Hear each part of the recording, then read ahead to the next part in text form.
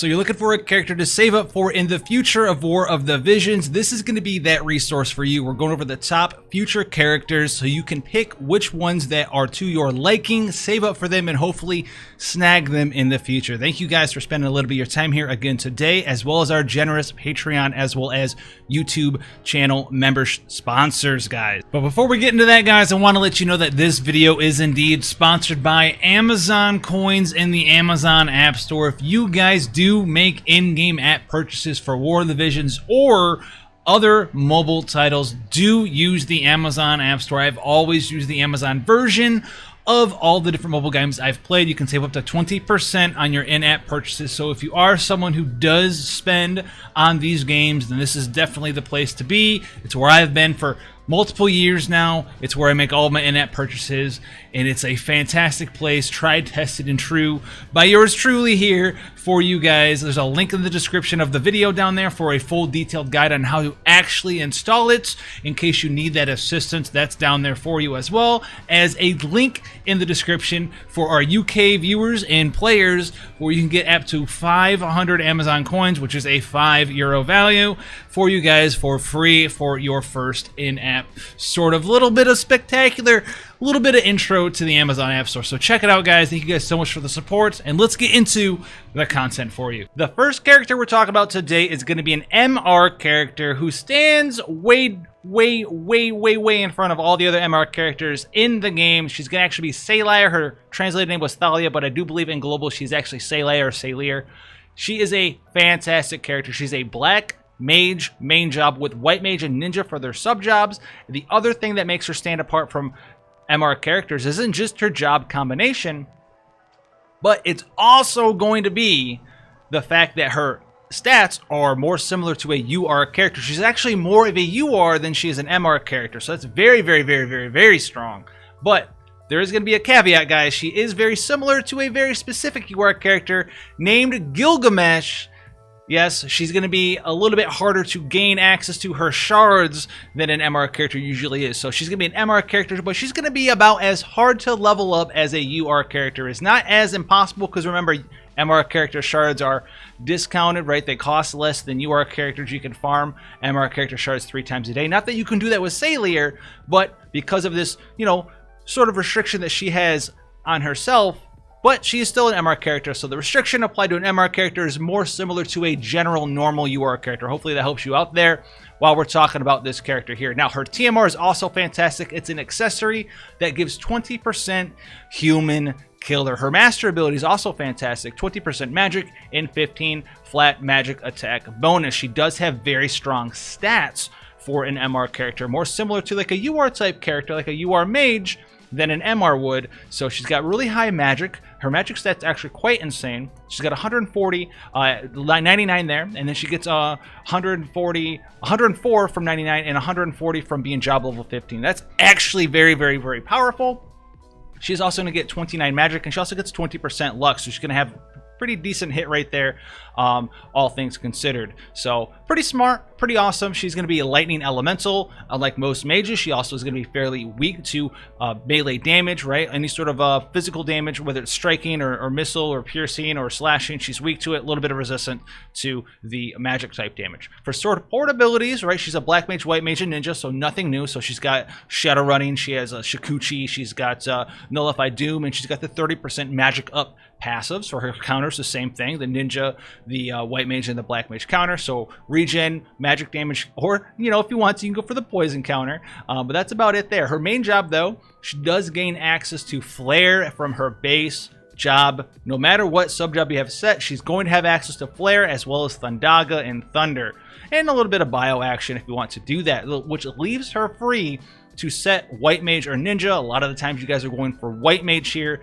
This is what makes her super flexible. Remember, she's going to be very mobile, right? High agility with shadow running. She has a Shikuchi to get that extra move and jump +1, so high mobility. And she's also going to have all of the kit of a white mage here, including not just raise and protect and shell and cure and Kiraga, but she also has the all-important holy that we use nowadays to combat dodge. So she's going to have not only flare, but also holy. So she's got several big hitting skills to use, and that's really what is going to set her apart. On top of that, she also has pretty smart AI. She likes to stand in the back with the rest of your compatriots behind your front line. Let them kind of do their thing, tank up while she kind of goes off on the white mage stuff and cast protect and shell and heal, and then she can go in for that big damage with flare and holy as soon as an enemy gets in range of her. So very, very cool character here with Saylier. So very strong character. Now the next one we're going to be talking about is actually going to be Rain. And Saylier, remember guys, is actually coming out pretty soon. Rain though, he's going to be, you know, not too far off from now. We're going to be talking about two specific tanks right away here. Rain's going to be the first one, and one of the main things that set them apart before we go into any of the specifics,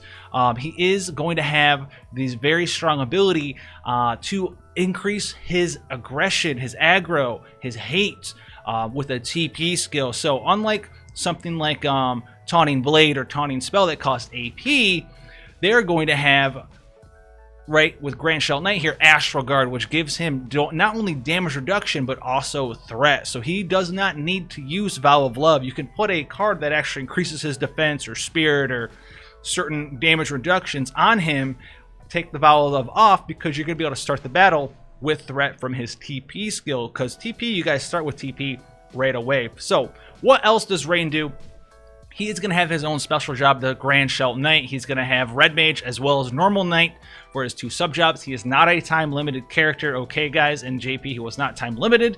And then his TMR here is going to be a pair of clothing. It's going to give him 496 HP, 14 spirits, and then it's going to have the ability to increase your spirit by 25 for 3 turns, and it is going to be an area of effect, not including yourself and also around yourself. So it's kind of like an AoE shell, so like Shelga, basically. His master ability also increases his spirit by 15, so he's very, very good at tanking magic damage, right? Very, very strong in that aspect and in that regard. He also has 15% HP on his board, so that's going to help him out as well. And you can see his HP passives and base stats are very, very high. So level 99, 1692 HP with another 1359 after you max out his job levels to 15 with a little bit extra 140 from the board stats there.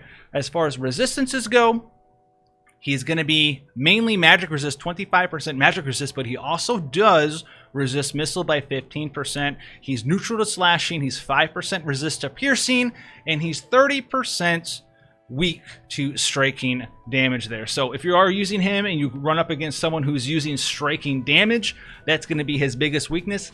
There's not a whole lot of striking main job characters right now, right? One of the only ones we really have is Monk. There's also Cleric, but really, that's it. That's kind of all we have. We don't have any sort of specialized striking damage characters yet. Will we see them in the future? Possibly. Will they be good against Rain? Definitely. But do they exist yet? Not really. There's like Ziza, and she kind of does better with Subjob Thief. So pretty cool. I think the most common striking enemy you're actually going to run up against in the arena or in PvP is actually going to be a Monk Engelbert, believe it or not. So that's going to be him. He has passives here. He does have Spirit up. He has AP up initial. He's got increased magic because he can do some magic damage here as your tank. So that's pretty cool. He's got magic resistance as well as HP up as well. And the debuff resistance, so you can kind of try to resist, you know, things like Deep Protect and Deshelga. And things of that nature, confusion, all of that good stuff. So counters here, he has the general counter. He has the ability to just dodge magic damage. He also has the generic Knight Sword Guard, which is going to be able to reduce damage from any sort of physical or magical attack by 30% there. Now for his main job, he's going to have a lot of skills here. Some of them are going to be slashing, some of them are going to be magic damage, which kind of makes him pretty unique here. So he has Power Break for slashing fire with it.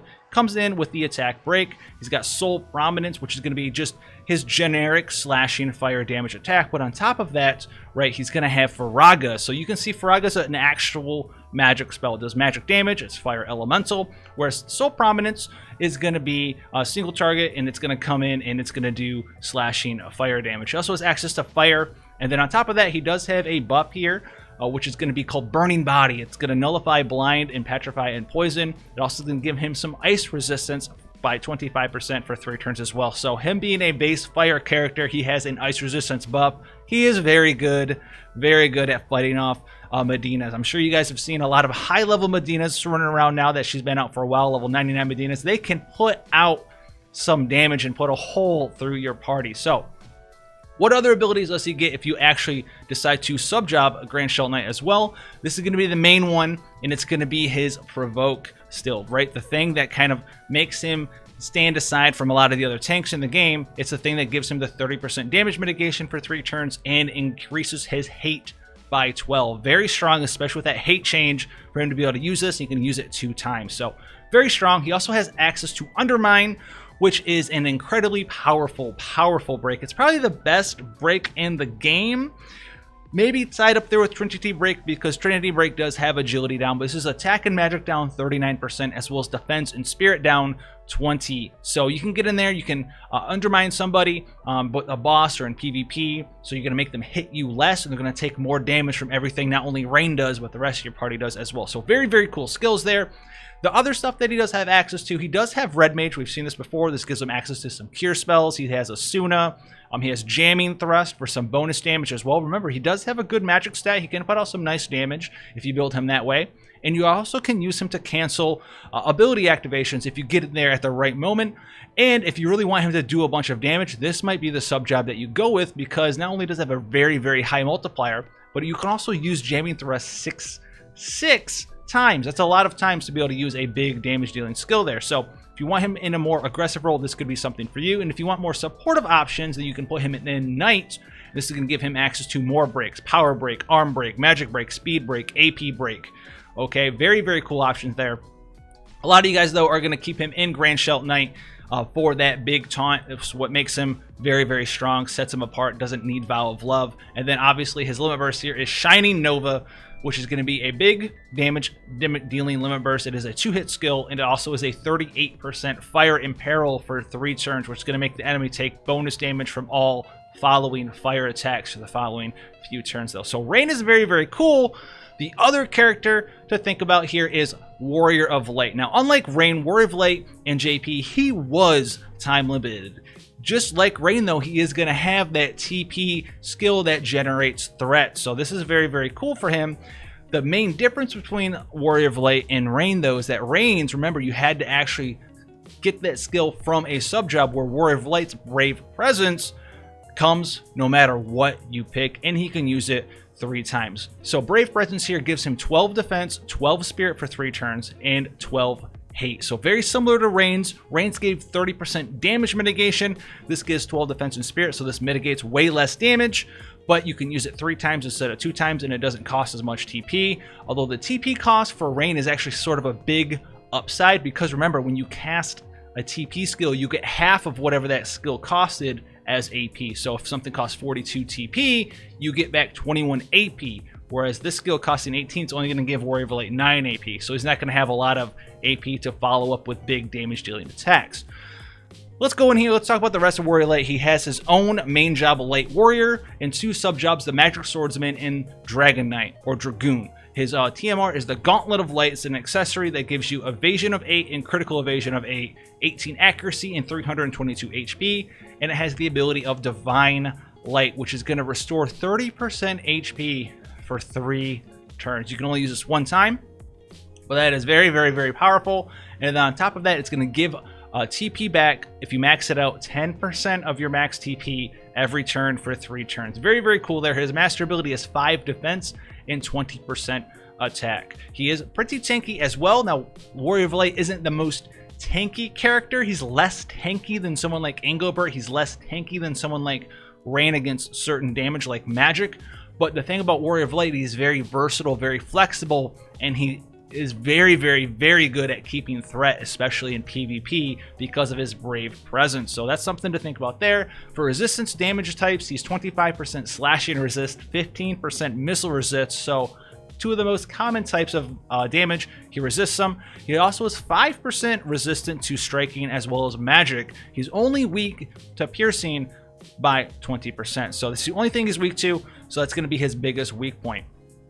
For passives, though, he has a defense 12, HP 12% passive. He has the ability to resist magic and dark damage by 12% as well. He also can become a little bit more resistant to spirit and defense down effects, right? 50% resistance, so that's going to help him if you're fighting against people who like to do those sort of debuffs. So we've seen a lot of those characters running around. He can get a jump +1 passive as well as an additional 15% HP. So he's got a lot of options, right? Going against magic damage, put that on. Want a bunch of HP, put both of those on. He's got a lot of cool stuff to do. His counters, he has the Warrior's Pride, which counters physical damage, which increases your defense by 10 for 3 turns. Magic Guard decreases magic damage taken when that activates. And then Dragon Sword actually allows you to counterattack and absorb damage, or absorb HP equal to the damage dealt. So half of the damage you've got to do with the Dragoon counter there. The rest of his stuff here, we already talked about Brave Presence here for his Provoke. He also has Shift Attack, which is a nice skill for him, especially if you're using him in the arena. He wants to be a tank. It's going to be a nice teleporting attack. So it does damage, but it also teleports him forward. This is a big deal if you've been messing around in the arena, because if an enemy can't get in range to attack your tank, they're free to attack anyone else that they are able to hit that's in their range. So you can get in there, Brave Presence, and then teleport into the fray, into the middle of the entire enemy party, and they're going to have to hit him because he's going to have that threat and he's going to be in everyone's face. So that's a big thing there. He also has Breath of Life, which you can use one time, and it has a cast time. It's like an actual magic spell, but it does restore HP equal to your max HP, so it gets 60% of his HP back, right? We've seen like Engelbert and Mont like cast that little heal that heals them for like 20, right? Because they don't have magic, they don't have high faith, right? Not a lot of healing there. This is just going to heal you for 60% of your HP when you cast it very strong. He also has Invincible Shield, which does reduce damage taken by 35% for the next 3 hits. Not for 3 turns, but for 3 hits. He also has a nice 205% multiplier attack here that uses 26 AP, and it does have decent range, has range of 4, so pretty cool there.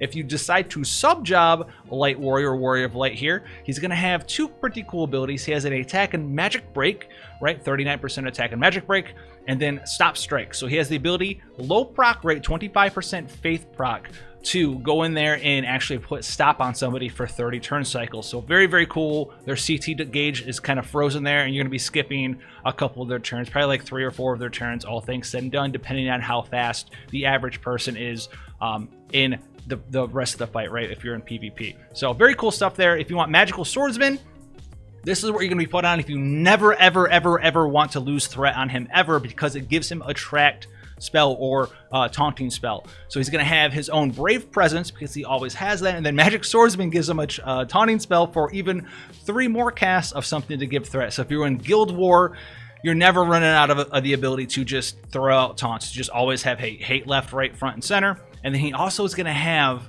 Magic Barrier from the good old Spellblade sub-job here. So this is something that most people don't really get as a Spellblade, but it reduces reduces damage taken 50% for the next 3 hits. So he's going to have 2 different versions of reducing all damage taken. Then he's going to have Magic Resist, which increases everyone's Magic Resist by 38%. So a very nice technical tech pick against certain magic damage team comps. But on top of that, you can also just use this if you want him to always have threat and have a bunch of different sources and ways to reduce damage. So he's going to have to get skills off to be tanky. He's not going to have the raw like 60, 70 defense like Engelbert does. But unlike Engelbert, he's going to have a lot of stuff to do and a lot of ways to mitigate damage. You just don't want to get dispelled, right, from like counter dispel and things of that nature. And the last thing to talk about here is Dragon Knight. A lot of times you guys won't be taking Dragon Knight. He's got Dragon Roar. He's got the Flying Dragon for move and jump +1. This isn't really a big thing to take for him. He could take Dragon Blood on Dragon Knight, so he gets a little bit more damage options there with the 42% attack buff.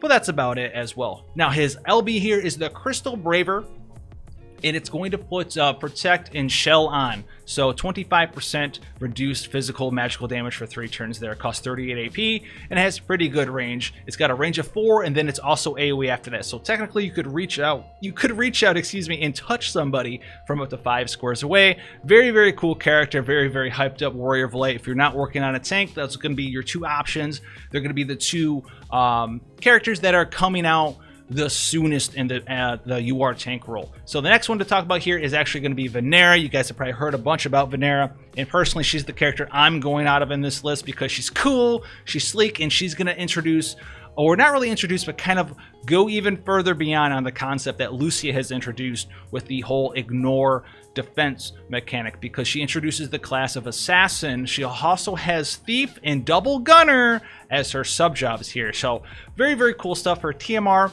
is her own shoes, apparently. It's an accessory, gives you 7 defense, 5 agility, 12 accuracy, and it has a very, very, very cool ability here, which gives 25% male killer for 3 turns. It also decreases your chance of being targeted by 6, so it's 6 enmity down. Remember, in PvP, enmity works too, right? We're used to using enmity and threat to increase it so our tanks get hit, but if you also decrease your enmity, people will avoid you and go for anyone else as well. So very, very cool thing with the male killer. It's not human killer. It only works against actual male targets. But a lot of these targets that we've seen that are tanks, they're all male, right? We have Engelbert, we have Mont, we have Warrior of Light, we have Rain. A lot of these characters are male. Grey Whisper's not, but all the other ones are, and that's 25% bonus damage there. Her master ability is 10% dodge as well as 10% attack. She's got fairly strong base stats here, pretty good attack, pretty decent agility, and she has, I think, the highest actual base luck in the game. We're talking base luck. Base luck does not include your board stats. Before we put that down in the comment section, base luck is literally the luck from your job as well as the luck from leveling up. So keep that in mind there. Very, very cool stuff there. She's actually got some pretty decent HP as well for being a sort of assassin-y type character. And she's going to have the ability to resist not just slashing damage by 15%, but also missile damage by 20% as well. She is weak to magic, though. That's going to be one of her big things. She's weak to magic and she's weak to light. So Holy really kind of ruins her day. If you're going up against a bunch of people using Holy, you're either going to get absolutely wrecked or you're going to have to gear against it. So keep that in mind. But let's go over her passives here that she has access to.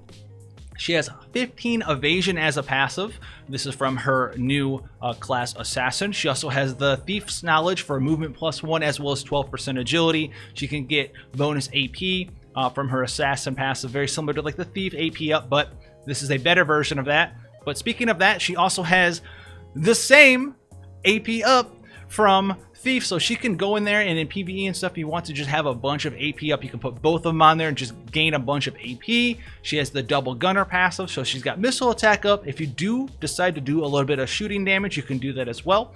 And she also is going to have tune up, which is going to be agility +12%, as well as the 40 defense penetration. So very, very strong passive to have in a hard-hitting melee character is that defense penetration. But it gets even better. Let's go down here to her counter options here.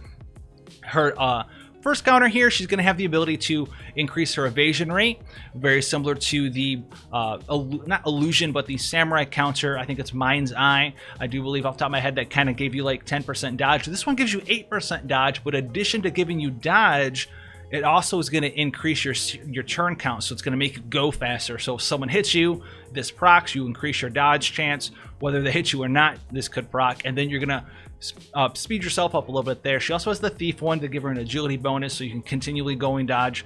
You can get that agility up, get a little bit of extra dodge, a little bit of extra speed, but I think that the shadow pass a little bit better there. And then she also has the predictive shooting pass of the counter shoot from being double gunner if you get into a range war. Now let's talk about her main job stuff that she has access to. She has a version of Mug, which a lot of you guys would like, but that's not really going to make her super insane, but she gets that pretty early on if you want to. She has a long range poison dagger that she can throw and do damage and also poison. She has a generic AoE that she can do there as well. And then she's got a defense break. So she's got a very hard hitting 210% mod, defense -30 for 3 turns there. Very hard hitting. Very cool there. She also has the ability to go in and inflict Doom, 25% faith mod check, decent damage. And if you do land the Doom, then you can just run away from your opponent and then they're going to die in a couple of turns there. So pretty cool stuff there. The other stuff, if you decide to set Assassin as your sub job here, she's going to have a long distance ability to inflict paralysis, and it's a very, very heavy paralysis. If you max this out and you land the paralysis debuff, it's an 80% chance that when that person's turn comes up, they just skip that turn. So If you go Assassin Subjob, you're going to want to get in close because you don't have very many long-range skills. You'd have the Poison, Throwing Dagger, but you can also get in there and paralyze somebody, build some AP, cast this skill, and then you're going to have one of the skills that kind of set her apart for both PvE and PvP, makes her very, very wanted for a lot of stuff. It's going to be a 50 defense break, 50 defense down. Absolutely, absolutely insane. And she also is going to have a very, very cool skill here, which is AP Absorb. Now, she's going to go in there and not just take their AP and damage their AP. It's going to take their AP, and I do believe it gives it to you as well. If that's incorrect, let me know. But I think it actually absorbs it and gives it to you. So you can go in there, hit someone, and steal their AP. So they can't actually do and use damage dealing skills, and it's going to give you a lot so you can start doing a bunch of damage back to back to back. As far as her other stuff here, we have the traditional thief stuff. She does have access to some cool stuff here. She has the steal time, which is very nice. She has an evasion buff of 42, and she also has steal accuracy. So that's a thing that she can do as well. And she also is going to have another version of Mug. So doesn't really have Steel Heart, but she does have Steel Time, so you can use that in raids and things of that nature. And then Double Gunner here, she's got the good stuff here. She has Smoke Screen, 30 evasion buff for 3 turns in, 20 defense increase for 3 turns as well. And then this is going to give her options, just like Lucy and other gunners, all the various different long range damage dealing AoE skills. If you want to go that route, keep her safer, you can do that as well. Her LB here is the Dark Technique. It is a very high faith mod chance of poisoning for 3 turns, and is a very high hitting poison. 25 X mod, I think that might be 25% of their HP per turn at max level here, which is very, very hard hitting. It's a 3-hit skill, so it's going to chain, it's going to do some damage, and then if you do land the poison, the clock is going to be ticking. They have to get rid of that poison or they're just going to fall over, because 3 turns, if that is 25% each turn, that's 75% of someone's health, and they're going to fall down. So that's going to be Venera. The next character is going to be the lovely, dovely Earth Mage that everyone's heard about. I believe her name is Kilfe, whatever it is. It's going to be changed by the time it comes out in Global, but she's going to be a Magician. She's going to have her own unique job, Magician. She's going to be also sub-job Spellblade, as well as White Mage. So this is going to be like the UR version of Saylair, right? She's going to be a very tanky mage that does damage, and she's going to be able to also support your party with her White Mage sub-job. Her TMR is the Cane Man hair ornament. It's going to be like, I don't know what it's going to be called here, but it's an accessory, and it gives attack resistant to single target attacks by 45%, but it's going to decrease your resistance to AoE damage by 25%. So it's a little bit interesting. It is actually translated here called Contradiction. So very similar to some pre-existing sort of mechanics we have in the game. If you take single target damage, you're going to be taking almost half as much. If you take a damage from like an AoE like Blizzaga or Medina Limit Burst or something of that nature, you're going to take 25% more. Her mastery ability here is 20% HP increase, as well as decreases the activation time of your spells and anything else that has an activation time by 200. So things are going to cast about 1/5 as faster as before. So 4/5 compared to the normal activation time. Now we're going to go down here into her support ability. She's going to have the magic ability up. She's going to have magic resistance and thunder resistance, which is pretty good because she already naturally resists thunder by 20%. So this makes her very good against those thunder characters we were talking about earlier. Saylair, she kind of just beats her a lot, and then also someone like Orlando. You can also see that she also has slash and resistance, as well as missile resistance and magic resistance. So she's got very, very, very nice resistance here. She's going to be weak to piercing as well as striking damage. She also has the ability to increase her defense by 12 there. So you can go in there, you can give her magic up and defense up. You can give her defense up and lightning resist up. Put a little bit more lightning resist on her with someone like Golem. Put the Golem Esper on her and give her some more slashing resistance. This should be a very, very tanky character in PvP for all of those lightning Orlandos running around the battlefield. That's how you guys are going to probably want to build her. For counter, she has the ability to, very similar to Sword Guard, reduce the damage by 30%. She has the ability to counter with the White Mage counter, as well as the Spellblade counter there as well. For abilities here, she's going to have a couple of very strong skills. So the first one here to talk about here is going to be Energy Buster. It's very hard hitting. It's very similar to Holy too, because it cannot miss. And look at how weird this looks. So you can hit a line in either 2 places in front of you and it hits the whole line, the place that you are at, and it's going to hit to your sides, or it's going to hit a whole line 2 places behind you, as you can see here in the diagram. It's very, very cool. Very weird AoE, so if people are standing next to each other, you can maybe move back a step and hit both of them. If people are on either side of you, you'll hit both of them, or if people are behind you, you can step forward and hit both of them. So pretty cool ability there as well. She has a Faith up. All right, you won't be using this really in a battle, but this is going to be an alternate to Fina. You can get in there, but most importantly also, she's going to have a reduces damage taken buff 50% for the next 3 times she gets hit. So very, very, very cool there. And then she's going to have a very cheap stone type spell, which is going to go ahead. It's going to do a little bit of damage and it's going to help her get her turn back faster. So if you only need a little bit of damage or something, you can use this skill and then you'll get your turn back slightly faster. If you decide to sub-job the Magician, then she's going to gain some other stuff. She's going to have the ability to do damage and move to the target panel, so she's gonna hit somebody and then teleport to them. It doesn't have a lot of range though.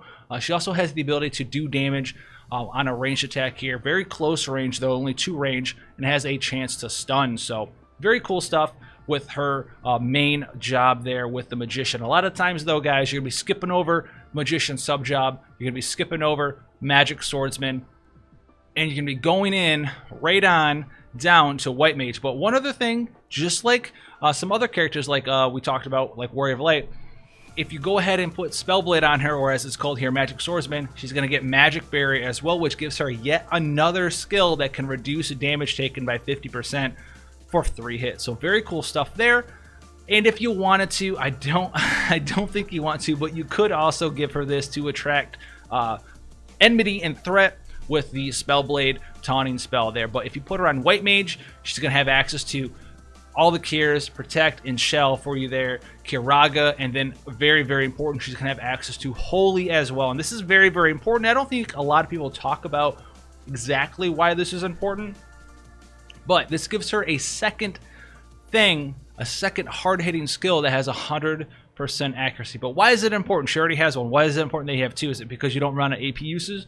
No, it's because this one is a different element. So if this character comes out and people want to build against you, right, they're gonna, they're gonna build Earth Resist, they're gonna have Magic Resist, Earth Resist, all this other stuff.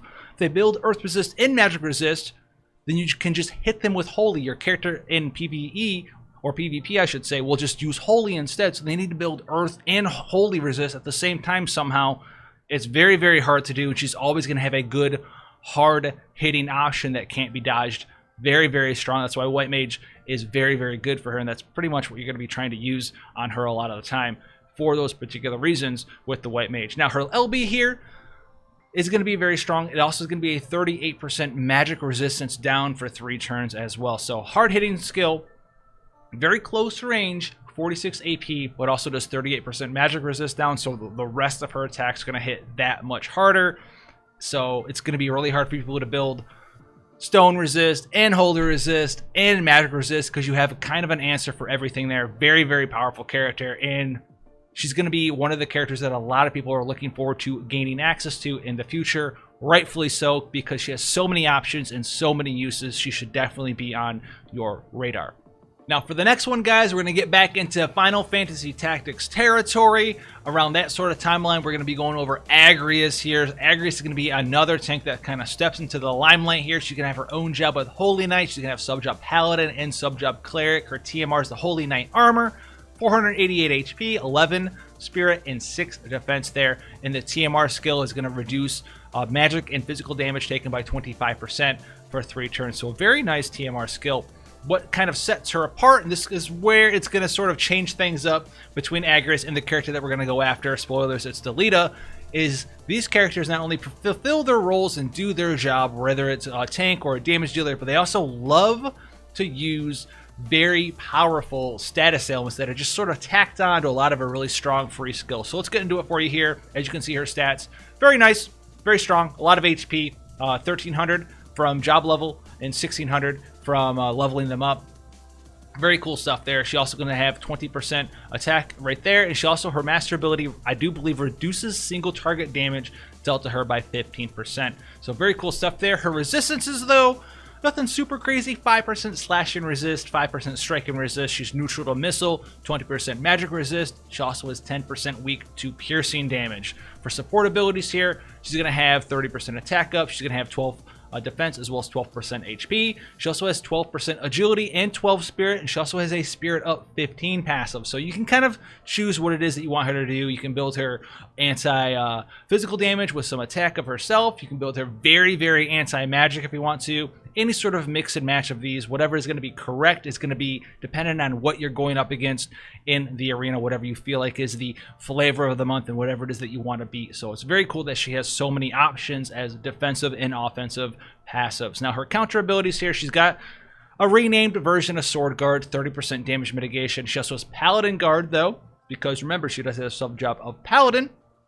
So if you want to go ahead and reduce physical damage by 45% instead of all damage by 30%, then you can pick Paladin Guard as well. She also has the auto cure from Cleric if you build her that way, which can give you a little bit of self-sustain when you take damage. Now let's get into her main job abilities here. First skill here, a little bit of damage here, decent range, right? Range of 3 here, and has a chance to inflict disable. So you can kind of see where we're getting, where they just kind of tack on all these different status ailments. She has a silence here as well, right? We've seen this before. Very similar to what Orlando had, range of 3 is an AoE, has chance to silence. And then we have a range of 2, which is an AoE and has a chance to stop, and is a very hard hitting 200% multiplier skill there. Some other cool stuff that she has access to here, if your entire team is going up against magic damage, she can walk up to them and buff herself and whoever is around her. You can buff their spirit by 45, but only for a single turn. So very, very cool strategic use of this, can turn the tide in certain battles and kind of say that you're off limits for that turn, because you'll be reducing magic damage by a lot with this buff up. If you choose to go in ahead and put Holy Knight as your sub job, she has the Holy Knight Guard ability, which is a nice supportive option here, which reduces damage taken by 35% for the next 3 hits. And this not only is applied to her, but also onto the people around here. So very, very strong. She also has a full break, so she's got the attack and magic 39% down, as well as defense and spirit down. So very, very strong break there. Very, very strong ability to provide support to your party via lowering different things stats. She also has a nice, very strong, very akin to Shout. It actually has the same sort of effect as Shout from Ramza, 30% attack and 30% magic buff there, because she really, really believes in you. Now, Paladin, if you're going to be tanking with her, remember, we just went over her main and sub job abilities. None of those actually tank for you. So if you're going with Holy Knight, no tanking for you outside of just Vow of Love, which is going to wear off after a couple hits, and then you're kind of done. So if you want to actually increase your threat, you're going to need to go Paladin, and you're going to need to use Attract Blade. That's the only way that she's going to increase threat, so she can continue tanking for you there. So you're going to have Sentinel, Attract Blade, all the generic really good Paladin skills. She has access to those there. She also has Saint Wall to take even less damage. If you go Cleric, she's going to have a little bit of support. Light Veil, Dark Veil, Anti-Calamity to prevent poison, blind, sleep, silence, paralysis, confusion, all that good stuff. That's pretty much it though, and Banish and an agility down and Cure. That's pretty much it. Cleric isn't the greatest sub job for her, I will not lie. Her LB here is very strong though, and it's going to be one of the best uses for her. You build her like a bruiser type character, not necessarily a tank, but you build her like a bruiser, give her some good damage, give her some pretty good faith, and you're going to have a 67% faith mod for this skill here. As you can see, very long line AoE damage, and it's going to inflict confusion for 3 turns. So we've seen something like this with Miranda. Picture a more tanky, sort of a supportive in different ways, such as damage mitigation version of Miranda that does physical damage, and you kind of get an idea of what Agrius is about. A bunch of different status ailments, kind of hard to get off the map. You can break your stats, break your defense, inflict stop, silence, disable, confusion, all of that stuff, and she's going to be sort of a threat for a lot of people to take out there. So tanky, very strong in a lot of different ways, but not really the best tank in comparison to what we already went over with Warrior of Light as well as Rain, because she just doesn't have those TP skills that give threat. She just can't spam them out. She has to rely on the old Taunting Blade, which is really dated when you compare it to the TP skills that generate threat. Now, the person that she comes out with, Delita, is the next person, and just like Agrius, he's going to have a role to fulfill. This one more of the damage dealing role. He can do a little bit of tanking because of the Paladin sub job, but just like Agrius, he's going to be in there and he is going to start spamming out a bunch of different status elements. That's really what he's going to be about. So he's got the Apprentice Warrior sub job or main job, and he's got Soldier and Paladin. His TMR is the Endurance Vest, 388 HP, 8 defense, 10 evasion, and the ability to restore AP. So this one is pretty cool. It costs AP, but you can use it on somebody else, and it's going to give them a certain amount of AP back. So you can sort of boost up someone else's ability to do damage and use skills faster in certain environments. So very cool stuff there. His master ability is 20% attack. His stats are pretty typical for a offensive type character. Nothing super crazy. He's not super squishy. He's not super tanky. He's not super fast or anything of that nature. But he does have some pretty nice attack. He is going to be fire, so he resists ice by a little amount there, and he's going to be weak to water. Resistances aren't anything to really take note of. He's weak to magic, is fairly well against everything else, 10% resist or 5% weakness. And then we'll go into his support abilities. He's got move +1. He has AP gain up. He has the Holy Knight Blessing from Paladin, which gives you the defense and the HP. And then he has the Soldier passive for the 60% attack up and the 8% resistances down. His traditional counters here, right, with a counter attack from either counter tackle or counter slash, or you can get Paladin's Guard to make him a little bit tankier against that physical damage that's coming at him. And then we'll get into his main job abilities. He has the ability to go in and heal your party with sort of like a Ramza can do, right, with the chant ability. He's got something of that nature. He does have, as you can see here, the ability to do damage and then inflict doom, reduce fire resistance from his main job abilities. But when you go into his side job abilities here, if you decide to sub job his Apprentice Warrior, I want to know what they're going to call Squire. Maybe he's also going to be a Squire. It looks maybe like Squire. I don't know. We'll see what it is when it gets here. But he's got the ability to do damage with a 200% mod, so very strong, and inflict stop. So he also has the ability to just hit you really hard, and it's an AoE, and it also can stop you. On top of that, right, we just talked about he has fire and peril. As you look here, he's got fire slashing, fire slashing, fire slashing, fire slashing, fire slashing. So it's gonna be like the fire version of like Orlando, almost. There's what we're kind of aiming for here. He's got fire and peril, the ability to doom, the ability to stop, and he also has a meditation here, which is going to increase. Okay, here's a big one. If you decide to take this sub job, 60% attack, 60% magic for 3 turns, and it's going to decrease AP consumed for 3 turns as well. So it's going to reduce the cost of his AP skills. That's a big one because it's going to cost 40 TP. This is going to give you 20 AP back, and then you're going to be able to walk up, use an AP skill, use an AP skill, and possibly even use another AP skill back to back to back, all under a 60% attack and a magic buff there. Now, for Soldier here, you guys already kind of know how Soldier does. He does have Hazard Break. He's got Hazard Splin, Hazard Slash, Hazard Form. All right. A lot of cool stuff there. I would go in and just take this one, though, his main Squire sub job for the attack and magic up. Then also he has Paladin for the tanking abilities. We don't need to go over all of them again. Attract, Blade Sentinel, all that stuff. His LB, though, very strong when you want to go hit up the mages because it is a very high mod, and if you don't kill them, it also has a very high faith mod chance of silencing them for 3 turns. So you can get in there, hit people in silence. So no magic for you, no heals, no cures, no spells, no blizzagas, no water gas, nothing of that like. And that's going to be Delita for you. So pretty cool options there for Final Fantasy Tactics fans. And let's talk about the next character here, which is also going to be a... we just talked about Miranda a little bit, right, with the water spells? A water mage. So we have the arithmetician, the calculator, if you will, Miranda. So, or not Miranda, Indra. I think her name is going to be Indra. It's called Indira, but I'm going to go with Indra. I think that's probably what it's going to be translated to for localization purposes. But we have the mathematician here. She also is sub-job Spellblade, as well as Black Mage. Her TMR is the Calculator Robe. 322 HP, 10 Spirit, and 12 Critical Evasion.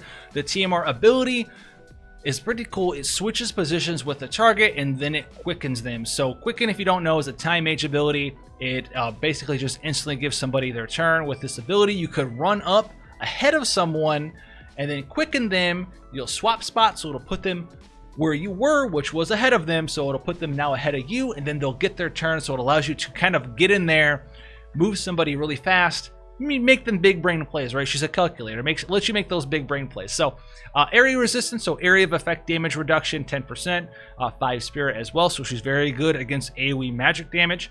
For stats, you know, typical UR mage stats, nothing super crazy, right? She's got okay HP, okay luck, nothing super crazy on the luck, decent agility, very nice magic like you would expect from a UR mage. Her passives here, 20% magic from the board passive. She does resist fire, and she also is weak to lightning. Go figure.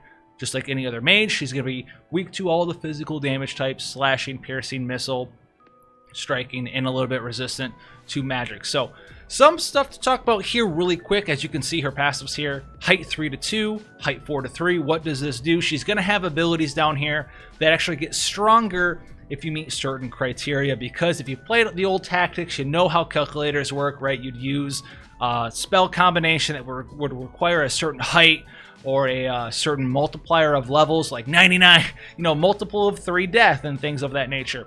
She doesn't have death, but she has this same sort of mechanic, right? So it has it attached to spells like Holy and Waterga and Cure. And let's talk about her actives here, and then we'll go into her passive. So we have height, high water here. So the higher that the height is of the target that you're casting this against, the more damage that you're going to be doing here. So very, very cool. The thing about her is that if you never meet these criteria, she's a little bit lackluster, but not really that bad. She takes a little bit of a hit if you're not meeting that criteria, but she gets way better if you meet that criteria, right? She has height 3 Holy, which is a 165% mod, which is weaker than the 220% mod that Holy normally does. But if you have the height of 3, then you're going to be doing the big damage. You might say, okay, how do I hit height of 3? It's really hard to hit things. Like, it's really hard for that scenario for someone to be height of 3, right? If we're on a flat map, how do I combat that? And that's where these passives come into play. If you have the height 3 to height 2 passive on, it changes any of her active skills. Anything that wants height 3 is now height 2. So if you're on a more flat map, you can put height 3 to height 2 on and take advantage of that passive. If you're on a very rocky map with a lot of terrain, you just take this passive off and maybe you'll hit somebody who is standing on the side of a mountain or something like that. So it's a calculator, it's arithmetician. You got to have the big brain plays. You got to go to school. You got to get the degree. You got to get that piece of paper. Then you got to go play War of the Visions. All right, that's how it works. All right. Now she also has a level 4 to level 3 passive, which will work just like the height passive does. So instead of people being multiples of 4, they need to be multiples of 3. And guess what? This passive is credited on their character 99% of the time, because guys, if we went to school, we got the degree, we got the books, we signed up, we went to Taco Bell, we got the big chalupa, the enchilada. What is a multiple of 3? That's correct. Level 99 is a multiple of 3. So that's going to help you out a lot with all of her multiple skills. Anything that's level 4, like Waterga, you change that to level 3 Waterga, and you'll be getting that bonus damage on it. And that's really what you're going to be doing here with that passive. So very cool stuff there, the height and the level passives. She also has more generic ones like magic attack up 30%, as well as magic resist 12% and fire resist 12%. So pretty cool stuff there for counters.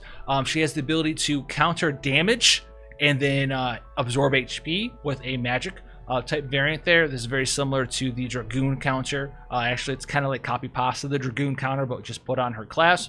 Then she has the traditional black magic counter, which just counters and does damage. And then she has the magic guard counter from Spellblade, which just reduces the magic damage that you take there. So going over stuff, we have high height water, we have high height cure, so the higher elevation you are, the more effective the spell gets. She has height 3 cure here, which is an AoE cure. As you can see, it actually does a lot, right? It's got a big AoE. Normally, the AoE for a cure spell is 1, but this one is two squares of AoE.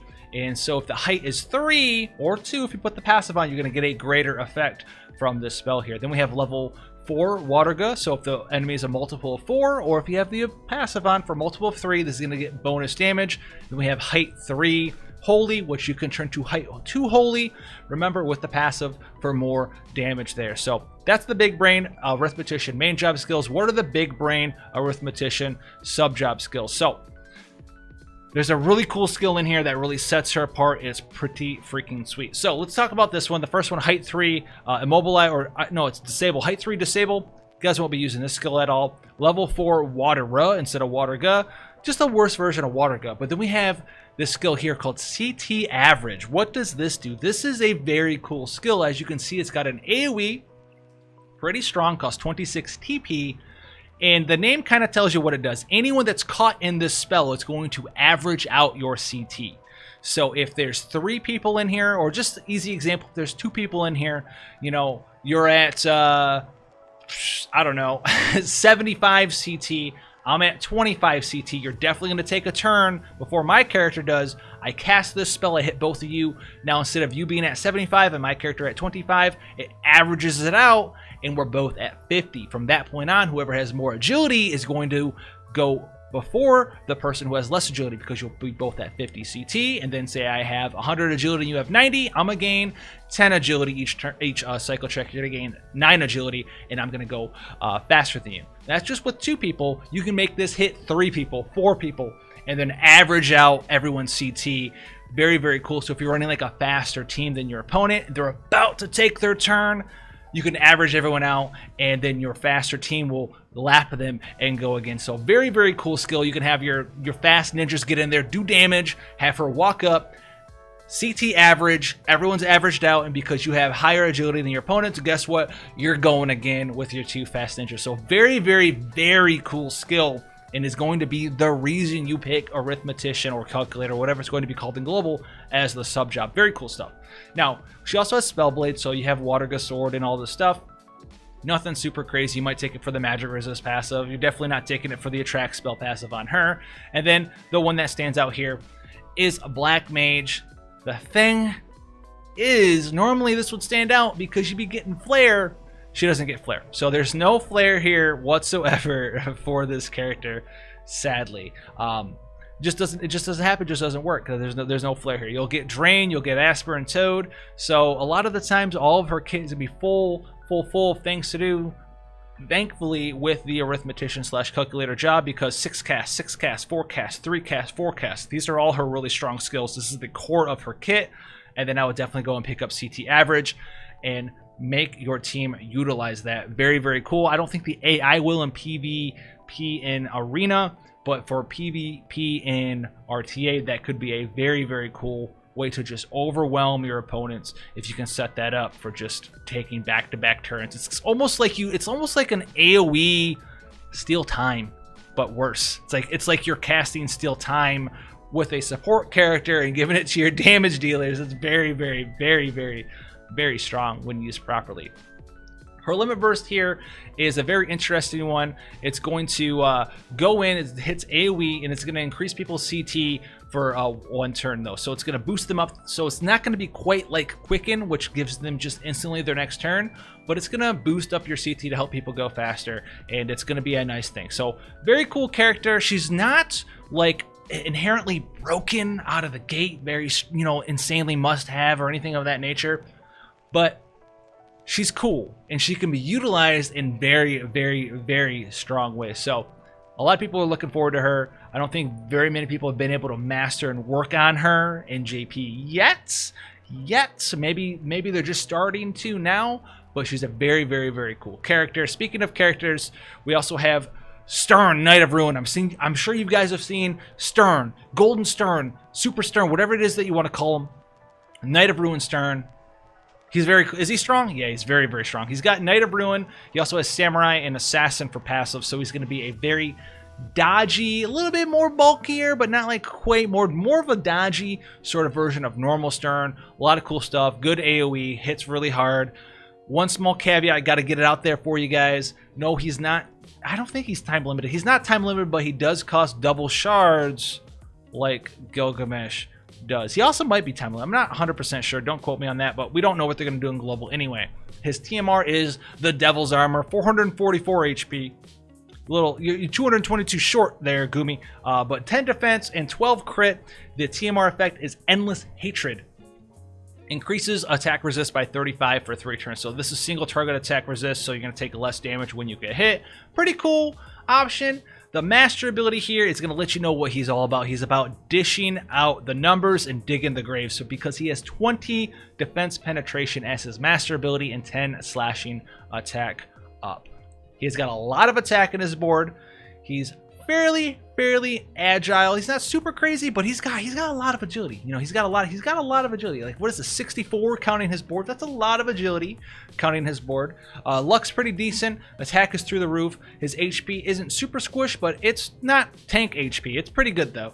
So very good stats there. His resistances: weak to magic by 20%, resist missile by 10, resist slashing by 10, resist striking by 10, and is weak to piercing by 10% there as well. His abilities here, we have Desperation, which is going to be pretty much the soldier passive, 60% attack and but 5% resistance down instead of 8, so it's technically a much better version of the soldier passive. He also has the Samurai passive for 25% attack up and 12 dodge with a little bit of defense down. He also does have, if you want to build a very evasive version of him, evasion plus 15 from the Assassin sub-job. He also has acquired AP plus 50 from Assassin as well. So you can go very dodgy, you can go semi-dodgy with a bunch of attack, 85% attack up with 12 dodge and only -3 defense and -5 resist. Very, very strong. His counters here, we have Murderous Glare, which if you get hit and you don't die, right, you dodge or whatever, and you proc this, you're going to increase your slashing attack by 25 for 3 turns. So if someone goes to take you off the planet and they fail to, and this procs, you're going to take them off the planet. You're going to be digging those graves that we just call him Gravedigger Stern at this point. He's very strong character. He's also got the Assassin counter and the Samurai counter. So he's got either a slashing attack up reaction command, or he's got 2 different versions of the dodge command. You get 10 evasion, or you can get 8 evasion and a turn count boost with a CT gauge increase there. So very cool stuff there. His main job abilities, we have the Mighty Lake. Very long range, right? Very long range here. Is a 5 range skill. Low mod, 121, but also is an attack break. So it's a long range skill, only costs 12 AP. You can get in there, tap somebody, decrease their attack. He also has the Roar of Ruin, 40% attack increase and a 40 accuracy increase as well. So very strong buff. So not only can he build to be evasive himself, he has a buff that makes it very hard for you to dodge him too, because it's 40% attack and 40 evasion. Very strong stuff here. We also have Swift Slash, which is a teleport skill. He teleports behind the target, says nothing personal, kid, and does some damage and reduces their agility by 40%. He has Hazard Crash here. Comes in, loses 20% of his HP, and just slams down. As you can see, big AoE damage. 20% HP is dealt to himself, but also is a 30 defense down and a 185% mod there. And then he has Catastrophe, which is a very interesting AoE marker, but on top of that is a 205% mod. It also has 45 times modded Light Killer there. So 45% increase to a Light Killer after you cast Catastrophe. So you're going to be going in and doing bonus damage to all those light tanks we love. Engelbert, Thancred, Warrior Light, all of those characters, they better look out if you have this boy on your party. Those are his main job skills. His sub-job skills, we have Knight of Ruin and Demonic Heal. Demonic Heal is just going to be a little bit of a way to him, for him to heal himself with a regen for 3 turns. And the double attack here with Knight of Ruin is 175% mod with 30 times Light Killer. So very, very cool stuff there. Not really necessary though. A lot of the really powerful stuff is in his base form. So you can go ahead and take Samurai if you want, or Assassin. You're just free to do it. You're set up to do it. Get the Samurai skills. You can go in there and get King Kong, is like to call it, or Congo, as it's actually called in Global, with the Machine and Stone Killer buff. You have Dedication for the attack and crit rate buff, although that's maybe a little bit worse than his attack and accuracy buff. You have the ability to use the blind. You have the ability to increase your evasion by 25. But you also can just go down and do the assassin stuff here. He has the ability to go in, 80% chance to paralyze. He has the ability to throw that poison dagger. He has the ability to steal AP. He has the ability to go in with Skyblade for another AoE skill, which is probably what's going to be really cool with him. He also has another defense down here. He does have the 50 defense break for a lowly 17 AP. So that's very, very strong. 50 defense break. He's got Light Killer from his other skills.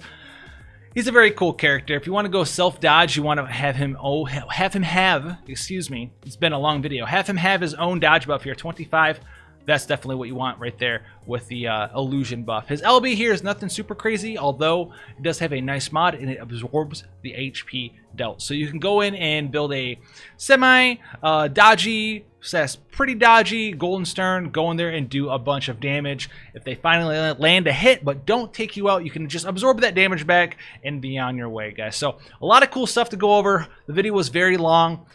Go ahead and let me know what your favorite character we went over today was down below. Lots of cool stuff. Thank you guys for staying so long in this video. Thank you guys for the supports.